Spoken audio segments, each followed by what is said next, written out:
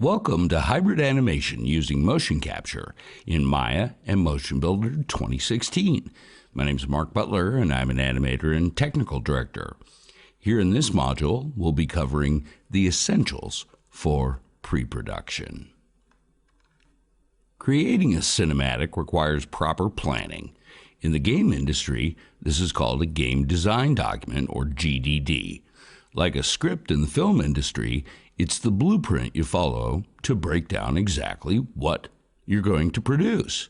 All of the sequences, timings, choreography, and composition of the scenes.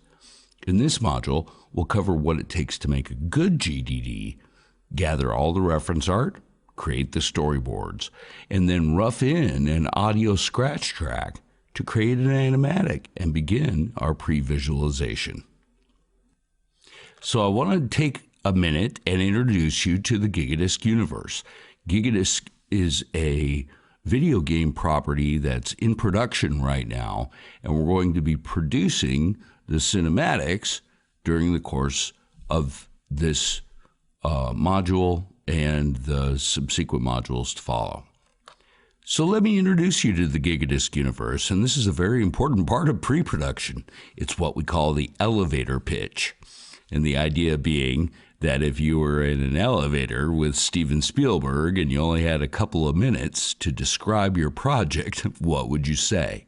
And the more you know this, and it comes naturally, the easier it will be to describe to other people involved with your project, other animators, music people, supervisors, directors, etc. So I've written out an entire primer for Gigadisc, and it's easy to submit, and it breaks down the world, and it breaks down the characters, and it breaks down kind of the essence of the game, but in a very short format that I can send out to anybody too. But I try to pretty much have this memorized so that I can come right off the cuff with it. So the Gigadisc world is extensive. I wrote this years ago as a novel, and then I have just briefly gone over some of the different aspects, some of the different alien races, some of the mechanics, and even a little bit about commerce, politics, and media. So I've also broken down a paragraph on each one of the main characters that appears in the game. So the character we're going to animate in this course is Ronnie Ball. So let's go over his bio, if you will. After 2 terms as a drill sergeant in the Marine Corps, Ronnie went on to become a legendary Gigadisc player and has played in 16 different tournaments. Ronnie is the oldest member of the team, and he brings the discipline to Blue Marble. He's stern and serious most of the time, but he has a wry sense of humor that comes out during his downtime. He's also a great cook, and he loves music. Sadly, Ronnie lost his wife Lydia last year, so now there's more on the line than just a game, and Ronnie would do anything to get his team home safely. So the location of the game is the 7th moon of Buscalion, which is a remote but beautiful planet and covered with a variety of different terrain types. Craggy cliffs and valleys give way to dense forest. Long marshes, thick with fog and cattails, give way to great expanses of desert, and lush fields covered with mushrooms, weeds, and vines. So in addition to the novel being written and the primer being written, we've created a lot of really fun concept art as well. So let's take a look at one of the launchers. You see, it's a huge slingshot-like machine, and that's the Gigadisc right there.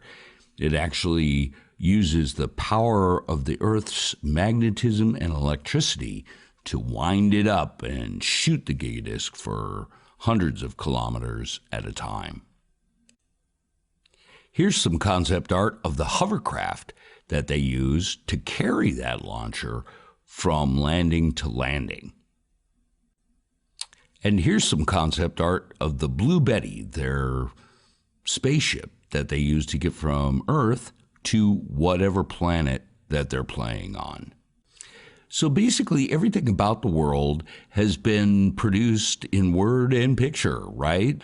To illustrate to anybody looking on what it's all about at a glance. Of course, it really helps to define the art style and the epicness of what is to happen, or the lack of epicness, depending on the subject matter of your game. And we use all of this source material as we're putting together our GDD. From the script, I usually break it down into exactly what we're going to do. In this case, we're doing the cinematics. They're called practice. It's actually a series of cinematics that go in the tutorials section of the video game. As they complete one portion of the game, then they'll view a cinematic, then they'll go on to the next portion of the game, which is pretty common. But we don't need the whole script for that, do we? We need the subset, or what is being culled from the script to put into the cinematics, resulting in a much shorter cinematic script. So now that we have the breakdown of the script, let's talk about storyboards. And the best way to think about storyboards is that one storyboard illustration represents one sentence in your script. Now, often you'll need more than one, but you can think about it as one per sentence, at least to begin with. So before I get started on the actual storyboards, I break it down onto a spreadsheet. Once again, one illustration per sentence, which you can think of as the shot. And so I create a shot breakdown spreadsheet, which makes it really easy to follow and allows me to quickly see what the shot number is, what the characters are doing or saying, who, if any, talent is playing them, what environment or special props or notes about the motion capture or audio all get broken down like this. And this becomes like a shared document that everybody on the team works from. Sadly, I've worked on many projects that don't have this level of detail added. And so production actually becomes chaotic as people don't know exactly what they should be working on and when.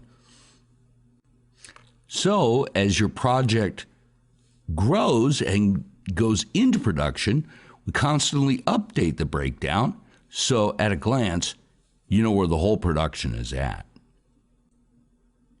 And then, of course, we're going to add the actual storyboard layer name or file name that's associated with that shot number. It's pretty straightforward. Really keeps a log of everything. So definitely going through this process is a bit of work, and you should be verbose or take really good notes, so that anybody who follows you doesn't have to get an explanation. They can really look at this and get it and pick it up and move with it. The more you get in the habit of doing that early, the better off you're going to be in the long run. 3 months down the road, you might not remember exactly what happened on shot 8, and the director wants changes, right? You can jump right back to it and figure it out from there.